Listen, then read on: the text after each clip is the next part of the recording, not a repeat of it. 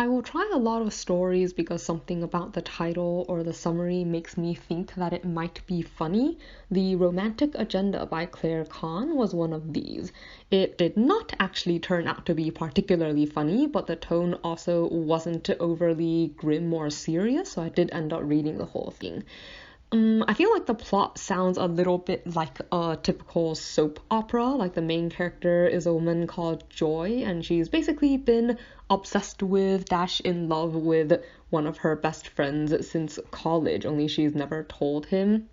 And he's also always been really close to her, but because of their really, really, really close friendship, his relationships with other people have often not gone well. And this particular story begins shortly after his engagement fell through. Like the person he was originally going to marry told him that she thought he loved his best friend more than he loved her, and that was like a major sticking point, and so she ended up leaving him. So at the beginning of this particular book, Joy thinks that, he's finally going to tell her that he likes her because he invited her on a long vacation. Only it turns out that he's bringing a new girlfriend, and the new girlfriend is bringing a guy friend, and he actually wants Joy to come along to keep said guy friend distracted so that he can make his relationship with his new girlfriend more official. Or I guess maybe she doesn't technically count as his girlfriend yet, like he wants to officially ask her to be his girlfriend. And is one of those stories where the main character is torn between wanting to support her friend's relationship but also kind of wanting to ruin his relationship, and she ends up the whole fake dating the other guy who comes along to try to make him jealous, etc., etc. So like I said, kind of a typical romance story setup.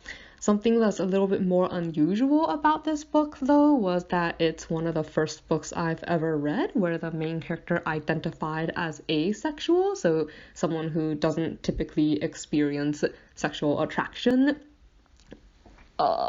in regards to other people. Like, I'm not going to try to explain it since I don't really think I would do it justice, but suffice to say, I think it was definitely like a new kind of angle for me and like something to learn about. I also kind of appreciated how there was very minimal, like the story didn't spend a lot of time going on and on about how attractive people were, which is usually something that annoys me a bit in a lot of romance stories. Whereas instead it did spend a good deal of time on like the personality quirks that people have, like the gestures they make, and how the relationships actually develop from that.